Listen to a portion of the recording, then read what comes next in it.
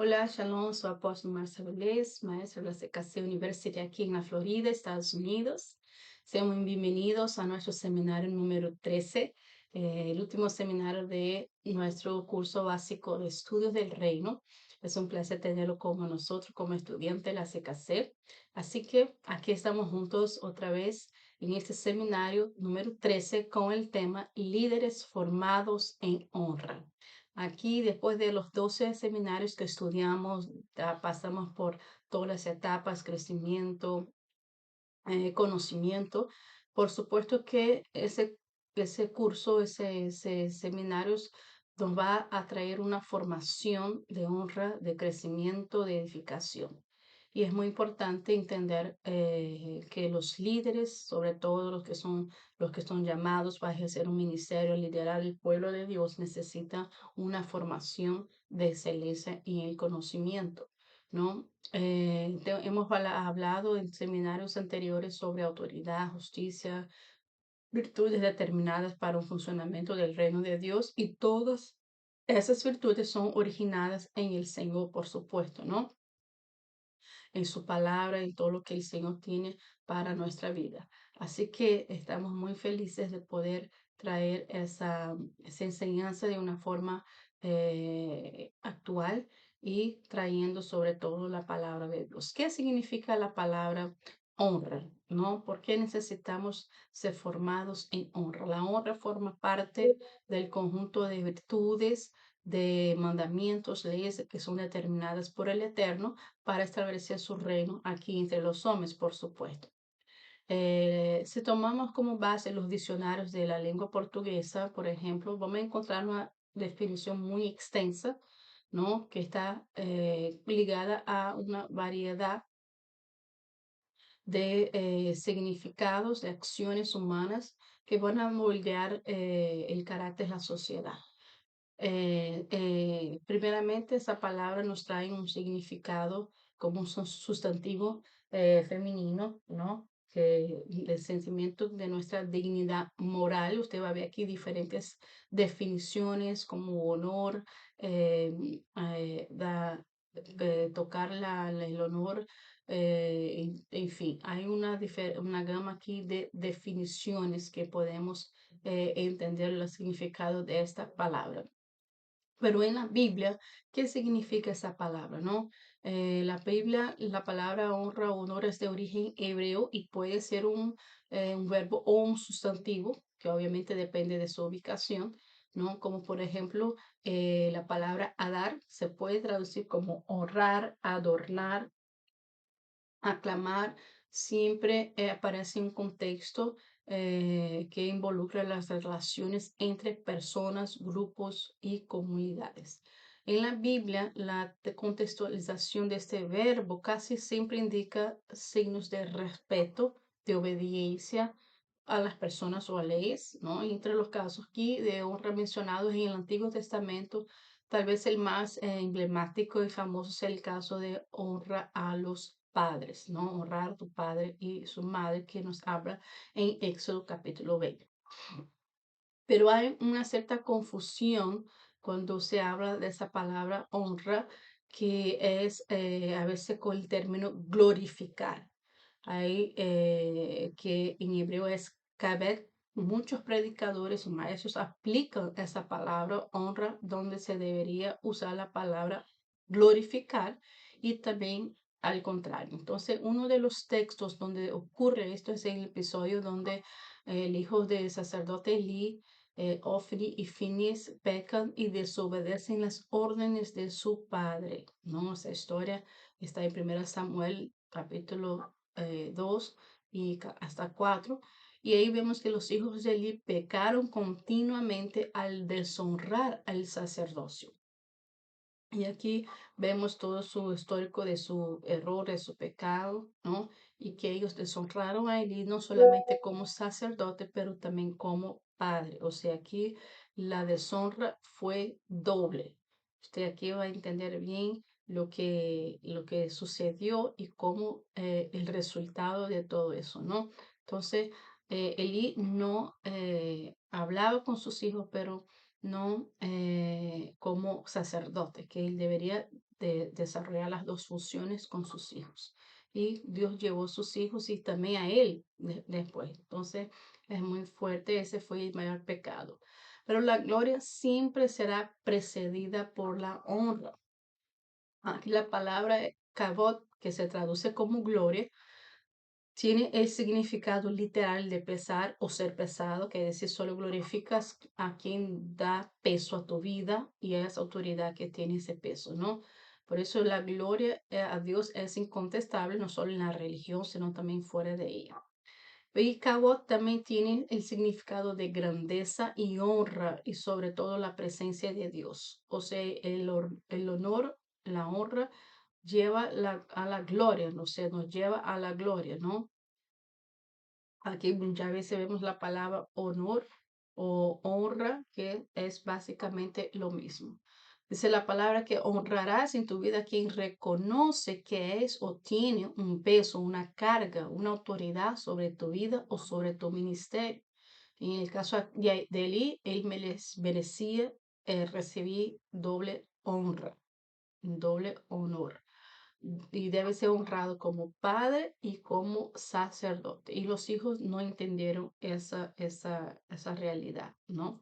Así que como la gloria pesa sobre quien merece honra, respeto y admiración, así la honra es una carga muy demasiado, ¿no? Para ciertas personas, la honra. Así que como la palabra habla sobre eso, el enfoque de honra y gloria siempre será el Señor. Lo que nunca podemos perder de vista es que todas las actitudes honorables que se dan a lo largo de la vida siempre llegarán al trono del Señor. Cuando estés honrando a tu hermana, a tus padres, a tus jefes, a tus pastores, eso es un ámbito espiritual, dije, una dimensión espiritual, la honra que damos, no solamente al Señor, no a las personas que merecen, porque la Biblia dice los que merecen honra. Entonces, cuando honramos a esas personas, también glorificamos al nombre de nuestro Señor Jesucristo.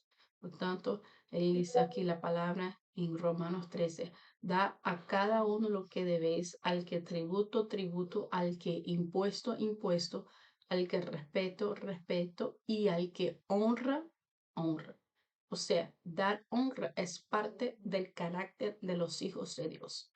Buscar la honra o la gloria para uno mismo no es característico de los hijos del Señor. Nuestra relación con nuestro Padre debe sustentarse en una plataforma de honra, de gloria, siempre, con nuestro vivir, con nuestro caminar, con la obediencia, con nuestra adoración, ¿no? Entonces es necesario, perdón, entender este principio, honrar a nuestro Rey todo el tiempo. Nunca debemos olvidar su sentido y su reconocimiento. La honra es el resultado de una forma correcta de comportarse con relación a cada persona, a cada situación. Y así, cuando vivimos en honra, también, por supuesto, somos honrados de una forma tremenda y poderosa, ¿no? Y cada día solo hay una cosa que debemos anteponer a la honra, que es la humildad. Y será esto que va a traer la honra, ¿no? Dice la palabra en Proverbios 18. Antes del quebrantamiento se eleva el corazón del hombre y antes de la honra es el abatimiento. Si queremos alcanzar la honra, primero debemos aprender lo que significa la humildad. Y la humildad se refleja en nuestra manera de vivir, ¿no? Y cómo servimos, nos comportamos. Jesús siempre fue Dios, pero no, dice la palabra, no usurpó su igualdad con Dios, vivió como un hombre, obedeció al diseño de su vida aquí en la tierra, ¿no? Y él siempre dijo, aprended de mí que soy manso y humilde de corazón. Él es el mejor ejemplo de humildad. Por eso la honra y la humildad van de la mano. Importante ese detalle porque a veces mucha gente quiere ser honrado, pero no son humildes, no tienen humildad, no trata a la gente con respeto, con igualdad, en fin. La honra también alarga la vida y nos hace vivir bien, ¿no? Dice la palabra, por ejemplo, honra a tu padre, a tu madre, como Jehová tu Dios te ha mandado, para que sean prolongados tus días y para que te vaya bien sobre la tierra. O sea, vemos aquí que no solamente es un asunto de prolongar nuestros días, sino también de que nos vaya bien sobre la tierra, ¿no? Entonces es algo más profundo. Dios honra a los que le honran, dice la Biblia. En Primera Samuel vimos aquí que Jehová, el Dios de Israel, dice: yo había dicho que tu casa y la casa de tu padre andarían delante de mí perpetuamente, pero ahora ha dicho Jehová: nunca yo tal haga, porque yo honraré a los que me honran, y a los que me desprecian también serán tenidos como poco. Fue lo que pasó en el caso de Eli, ¿no? Estaba ciego, tanto naturalmente como espiritualmente, y no tuvo un sucesor de su casa porque Dios se lo llevó a él y a sus hijos. Entonces, necesitamos honrar, para si queremos que el Señor también nos honre. Entonces, es un principio importante en la palabra de Dios. Y la honra, no solamente en el ámbito de nuestra vida, pero también sabemos que como piedras vivas, ¿no? Somos honrados como parte del edificio y del cuerpo. Muchas veces cuando la palabra nos abre en Primera de Pedro 2:5, vosotros también como piedras vivas sed edificados como casa espiritual y sacerdocio santo, para ofrecer sacrificios espirituales aceptables a Dios por medio de Jesucristo. A veces escuchamos muchos mensajes sobre lo apostólico, sobre el reino, ¿no? La unción profética, pero sabemos que todo eso va direccionado a la propio cuerpo, a la propia iglesia, a los que trabajan, los obreros del ministerio. Y todos que trabajan y de alguna manera, no importa el título, el cargo, la función, tienen galardones porque dedican su vida al reino de Dios. Pero Dios jamás va a pagar más a un profeta o un apóstol por ser fiel.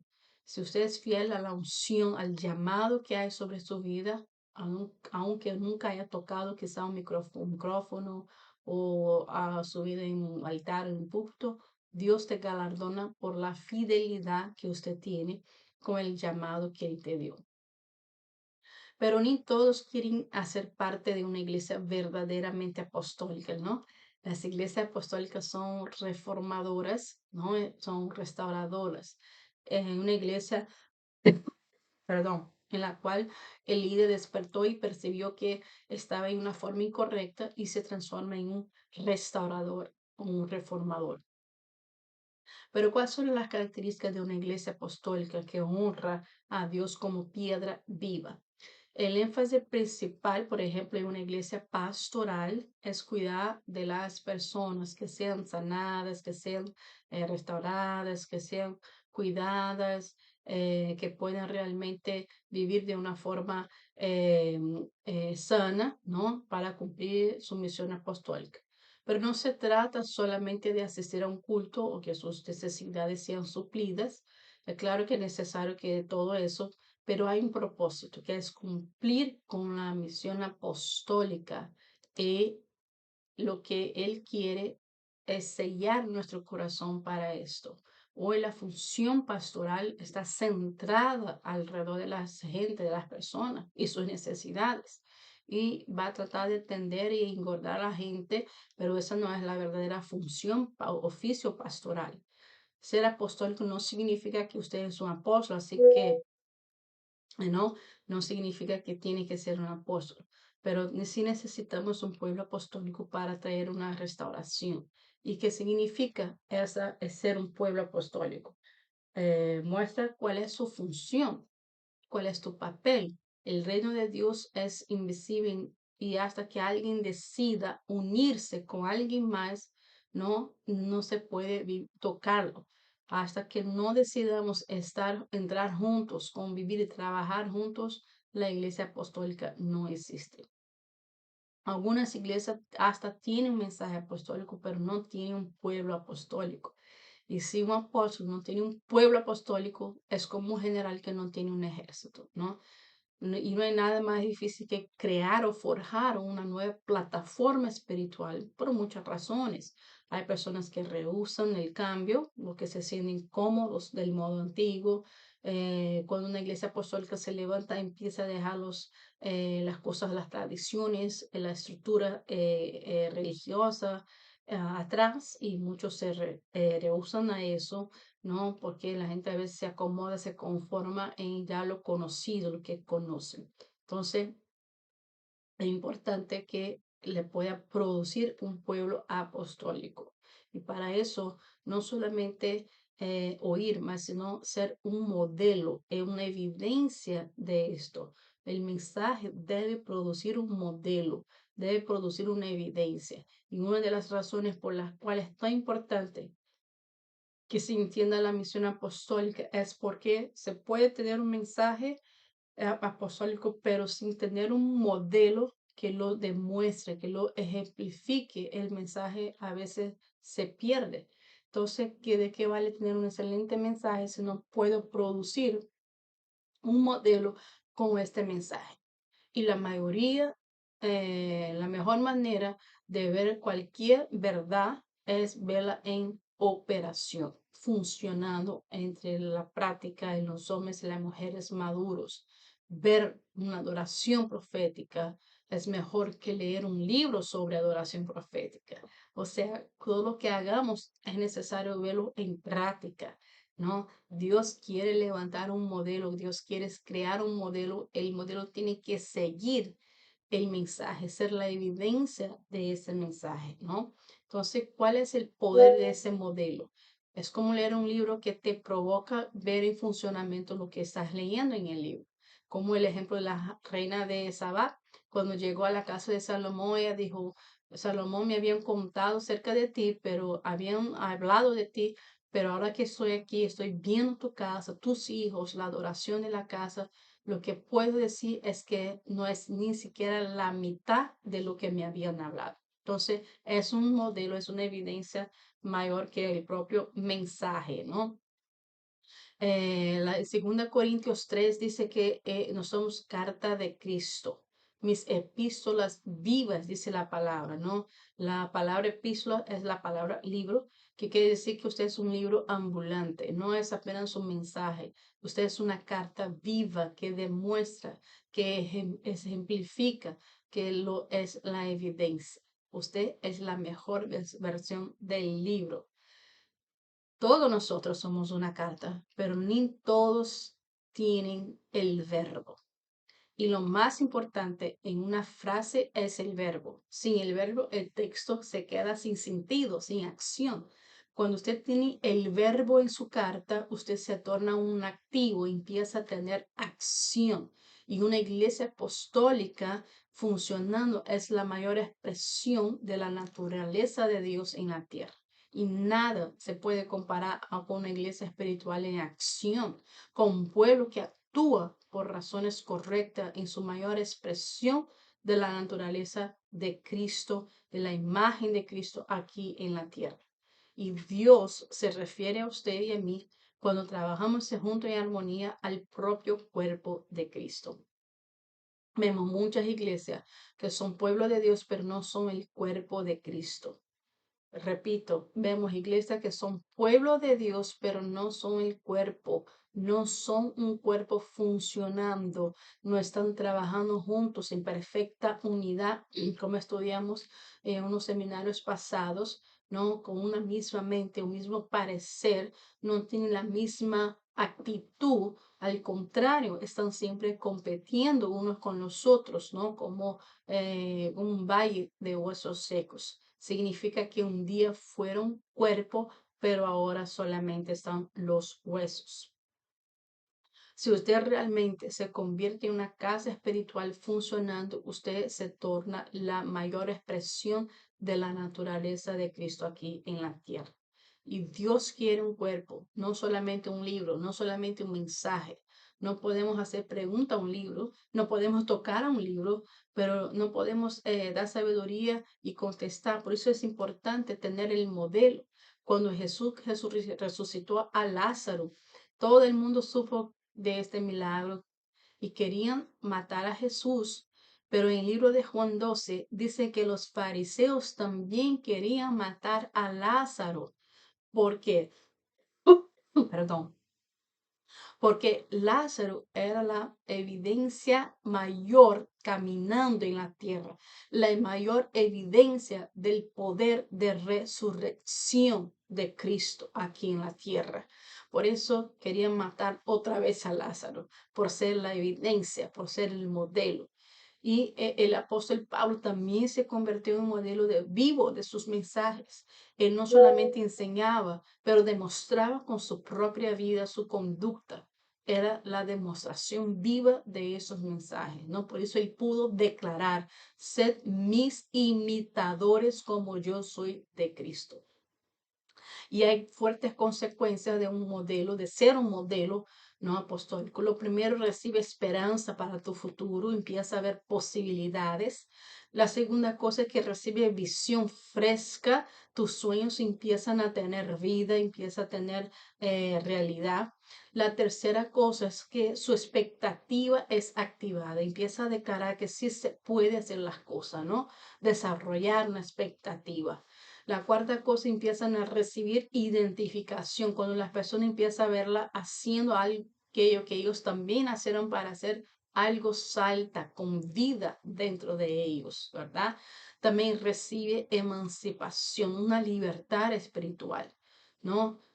Muchas veces decimos: ay, Dios, no sabía que se podía hacer eso en la iglesia, pero sí puedo danzar, puedo gritar, puedo alabar con libertad y con gozo.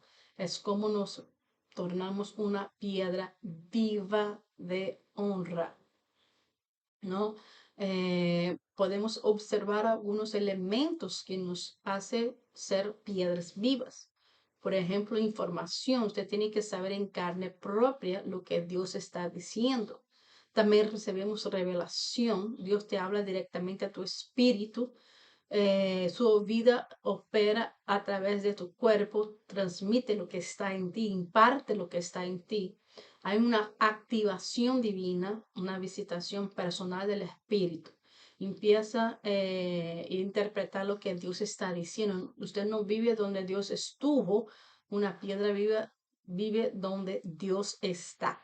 También recibe innovación. Para trabajar y servir en el cuerpo debe tener innovación divina, renovación, inspiración, fluye de tu interior la fuerza, el ánimo.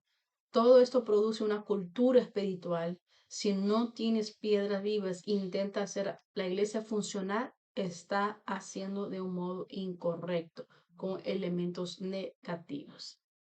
Y los elementos negativos las iglesias quieren aplicar para este propósito son dominación, intimidación, condenación, exagero, acusación, manipulación. Todo eso es un legalismo que hace que la gente no viva realmente de una forma verdadera y honrada conforme nos dice la palabra de Dios. Por eso Dios, cuando honramos a Dios, con nuestro ser, Él nos honra en todo momento, aunque estemos en un valle, aunque estemos en el monte, Él nos honra en todo momento. Vemos eso en el pasaje de Primera de Reyes, capítulo 20, ¿no? Dice que los siervos del rey de Siria le dijeron: sus dioses son dioses de los montes, por eso nos han vencido. Mas si peleáramos con ellos en la llanura o en el valle, se verá si no los venceremos. Mira, ellos estaban desafiando a Dios. Aquí había una lucha entre Israel y Siria, y un sujeto muy atrevido, Ben-Hadad, era el rey de Siria, y en aquellos días estaba peleando en contra de Israel en los lugares altos, en los montes, y perdía la batalla. Pero después de un tiempo, más o menos un año, se reúne con su consejo y le dan la siguiente sugerencia: los dioses de Israel son dioses de los montes, los lugares altos. Pero si luchamos en contra ellos en el valle, entonces sí podemos ganar la batalla. Imagínense, estaba desafiando a nuestro Dios, que Dios es solamente Dios de monte. Pero la Biblia dice que Él es un Dios de los montes y de los valles. Cuando estamos en el monte, todo es muy bonito, muy lindo, nos gusta, estamos de arriba, tenemos una vista de lo alto, todo está abajo, ¿no? Todo se vuelve más pequeño y nos sentimos fuertes, seguros, en muchas situaciones cuando estamos en los lugares, en buenas posiciones, no solamente en términos de cargo, pero también en la vida, ¿no? Cuando todo nos va bien, por ejemplo. Pero quiero decirte tres verdades sobre los lugares altos, sobre los montes. El diablo no teme a nadie en los lugares altos, ¿no? Puede decir, este creyente está lleno de poder, de gracia, de unción, pero el diablo no tiene temor, él siempre va a tratar de afectar tu vida. Entonces, él no tiene temor de nada. Aprende también que en los lugares altos se pelean batallas también, aunque todo te va bien, todo esté bien, siempre esté alerta. Por ejemplo, ¿dónde luchó Elías con los profetas de Baal? En el monte Carmelo. Era un monte y no un valle, era un lugar alto. Y ahí se trabó también una batalla. Tercero, es Dios quien nos pone en los lugares altos. No es por nuestro propio mérito, fuerza, es el Señor que nos pone en el lugar alto. Pero dice la Biblia que Él también es el Señor del valle. Una depresión, algo bajo, es lo opuesto del monte, pero cuando estamos en el valle, todo está arriba, todo parece más grande, hay un cambio de posición. En el monte todo se hace más pequeño, pero en el valle todo se hace más grande, ¿no? El río es más fuerte, la gente es más grande, los montes, nosotros podemos tener una vista amplia, pero en el valle la vista es más corta, o sea, muchas veces usamos el valle para simbolizar un lugar de tribulación, de dificultad, de lucha, de adversidad. Pero hay verdades también en el valle. Cuando estamos en el valle, el Señor está con nosotros. Vemos el ejemplo del profeta Eliseo en Segunda de Reyes, revela para el rey de Israel lo que el rey decía de sí en su cuarto. Él decía, no pases por ese lugar porque los sirios estarán ahí. Y el rey de Siria preguntó su nombre y envió por él, y él está en Dota y envió caballos y carros y un gran ejército para la ciudad. Pero por la mañana el siervo de Eliseo fue a buscar agua y cuando miró alrededor de los montes se asombró y dijo, ay, Señor mío, ¿qué haremos? Porque estaban cercados, rodeados. Pero Eliseo no perdió el equilibrio, oró al Señor y dijo, Señor, te ruego que le abra los ojos para que vea el monte lleno de caballos y carros de fuego cercando a Eliseo. Y cuando bajaron en busca de él, oró para que fueran cegados. O sea, la primera oración de Eliseo fue para que el Señor pudiera abrir los ojos a sus siervos y ver que el Señor ahí también estaba con ellos también, ¿no? Ellos estaban cercados por los ejércitos, pero el ejército estaba rodeado por el ejército del Señor y los libró.